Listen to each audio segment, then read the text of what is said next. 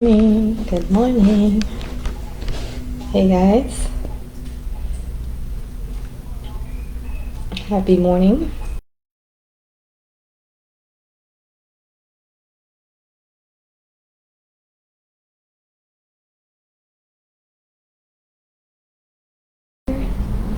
Good morning. Good morning. Despite the challenges, despite the upset, despite. Alright. I'm gonna go ahead and read a message from the Qur'an. And again, not really having enough time to do the First Chronicles reading. So when we do have the time, I will come on here and I will finish that up. So I apologize for any delay with that. But let's go ahead and do our daily message. We've had a few intense messages over the last few days. Let's go ahead and see what this one is about today, and we will try to tie everything together, God willing. Alright, let us begin. In the name of Allah, most gracious, most merciful. Okay. Alright. So we have same. Surah 54, okay? Al-Qamar, the moon, alright? Was this the same as it was yesterday? This was either from the day before or yesterday, but we had just read Surah 54, the moon. And this is going to be line 22. Line 22. Put these parentheses, the moon.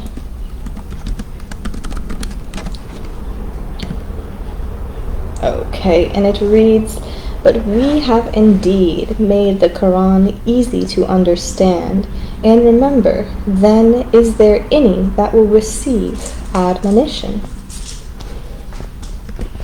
Good. And that's honestly the beauty and the joy and the entertainment factor, if you will, of reading the Quran, is the admonition that you receive.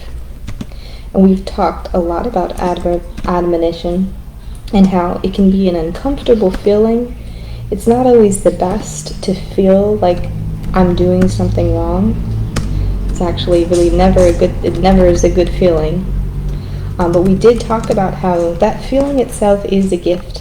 That feeling itself is a blessing, because what does it do when you feel like you're taking a step off of the path? You feel like you're doing something wrong. Although it may be uncomfortable, it is guiding you to do the right thing and do what is pleasing in the eyes of the Lord. And I'm sure we all don't have a hard time with doing what is pleasing in the eyes of the Lord. But it says here, we've made the Quran easy to understand. So it's really an encouragement to go ahead and dive in. I'm giving you the invitation through this line, through this message, to go ahead and dive in. If it's something that's easy for you to purchase, Amazon, thank goodness, right? If it's something that it's easy for you to obtain, I do recommend, taking a gander at the different English translated options and starting to read it, and, there's different structures of how you can read it. You can read a surah every day. There's ways to read it. You can go along with the days of the month and read it, and it is fairly easy to understand. And as we dive back into it, although there are some lines that are a little bit more mysterious, there's some grammar that we might not be as familiar with. When you're reading it, there's a certain flow to it. That's why it's easy to recite. When you're reading it line after line, it's easy to recite. There's a flow, it's melodic, and there's often a pattern that you recognize as well. And my let's see how this is working out here. My typing had stopped. Let's fix this here. See. Weird. It's just not letting me type any words. What had happened?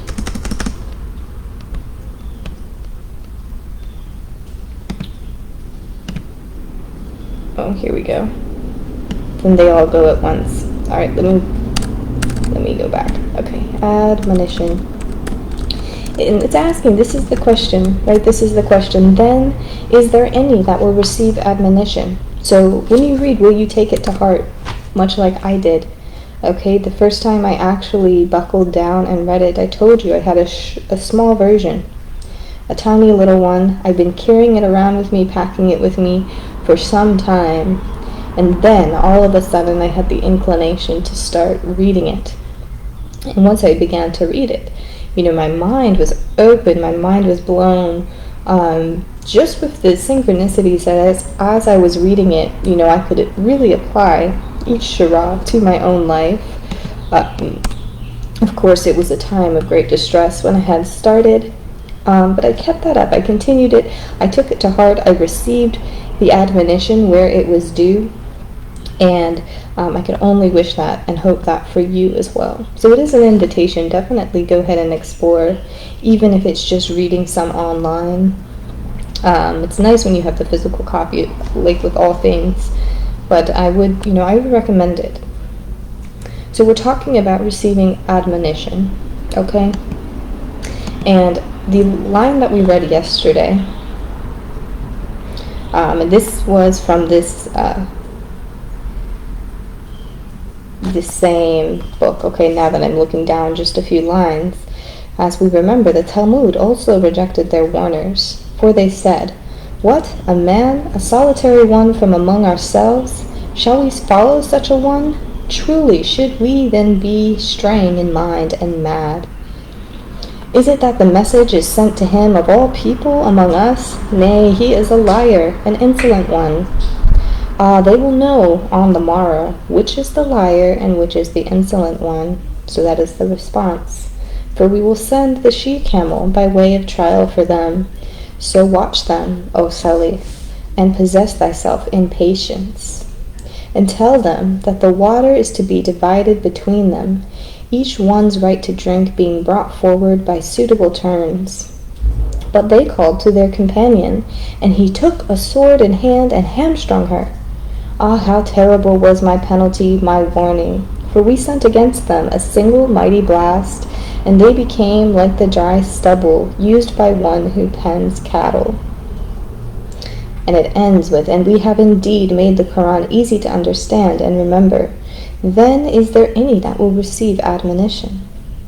Okay, all right. So we remember this, right? And I didn't really want to talk about the she-camel because I myself was confused. What does it mean to, hamstrung? I didn't really understand that. But essentially, the message was sent that there will be a sign, right? A she-camel, right? It's a camel, right? Still as equally useful as a male camel. It's actually the one used for transportation, the transportation of goods. They do store water in their humps, of course, but it's used for transportation. Also, the she-camel can produce milk for many, many years after its fertility, after it gives birth, right? So they're very useful. So it was sent as a blessing. And how did the people take it? They rejected the messenger himself first, right? And when they saw the she-camel and his word presenting itself to them and coming true, they were almost so angry. They were so angry, in fact. They were so angry that they killed the camel and they hamstrung her. They hung her upside down. So it was a sign of disrespect. It was a sign of dishonor and such. So the penalty brought upon them for that action was there was a single mighty blast, essentially like a godly blast that we hear about all the time in the Quran. It's happened also in the Bible in these early chapters that we've read. A single mighty blast. And they essentially just became like dry stubble. I don't want to say burned up, right? It's a little bit different. Like evaporated almost. Vaporized. Whatever. There's a word for it, but became into dust, okay? Or little pebbles, little rocks. So serious. That was a serious thing. So on that note, I remember saying, this is a little bit ominous, right? Because we left off, they will know on the morrow, which is the liar, the insolent one. Okay, so the sign that was spoken came true. So I was saying, maybe look out for a sign. Good, bad, big, small. Look out for a sign, look out for a message, and how you choose to react to that message and that sign will be your telltale of the situation, okay? React, of course, with admonition. Recognize, oh, this is a sign to me. Give acknowledgement to the Lord. Oh, this is a sign to me. So if you haven't received a sign, and I will tell you, this is applying to everybody too. I know it said it's to specific individuals, certain things. Everybody's going to experience something different. I'm not going to say, oh, you see this sign, you'll see this sign, you'll see this sign. I myself received a sign. Okay, it was actually a pretty large sign, a large event. Immediately, it struck a bit of surprise and shock. Actually quite a bit of surprise and shock, where it probably was not warranted, but it definitely did. My husband came and told me some news. The first response, the first shock I had was to come up and give him a great big hug, to squeeze him very, very tight, to give him love, okay? That was my first response. The second response, after he went away for some time, alone time, sat on the couch, all I can muster in my heart at that very second was Al-Qamar, okay? Al-Qamar. And again, this is emotional. I told you, this is a big sign. I'm not going to tell you specifically what it was for personal reasons, but you can conjure up what you'd like to conjure up. But Al-Qamar, that's the only thing that could come out right at that moment. Then I was thinking of beautiful things to say about Allah, thanking Him, Ar-Rahman, Ar-Rahim, bestower of mercy, the most merciful, As-Salam, right, the giver of peace, the perfection, okay? So with that, right, Al-Qamar, if that's been whitewashed, by the way, Al-Qamar means God is the greatest, okay? God is the greatest. Okay, so just keep that in mind. But it's a very powerful thing to say. All right, don't let the whitewashing of that phrase scare you off. All right, but anyway, it's very emotional. And then I'm thinking to myself, shortly after the shock had worn off, this must be the sign for myself. So really, all that we could have done in that moment is give praise and thanks. And of course, there was some shock. Of course, there was some sadness, but the way to combat that, of course, is to give praise. So if you received a sign, right? If you received a sign yesterday, if you receive one today, it still might be coming. Whenever you view the video, a sign might soon follow. I certainly did. I actually received more than one. But, the more personal one is better to talk about. If you receive a sign, react. Give joy, give thanks, give praise, give appreciation.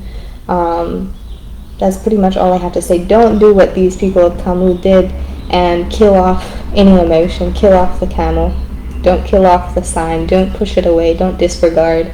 Don't find it as a coincidence. That is one offense to the Lord, right? There are no such things. Yes, don't be like the people of Talmud. That's never a good outcome. The vaporizing that happened to them. All right. So, and again, to take the admonition, because like I said, this was a shock. It was not necessarily a good thing. It wasn't necessarily a bad thing either. It's kind of somewhere in the middle. But if it is something upsetting, right, something that causes a little bit of emotion, use that as admonition. Again, it's a gift. It's a blessing. It's a reminder. So I'm just going to leave you guys with that. If you want to reach out to me too and talk to me about certain things, that's fine. I know sometimes we're a little shy, but my private messages are open if you so choose.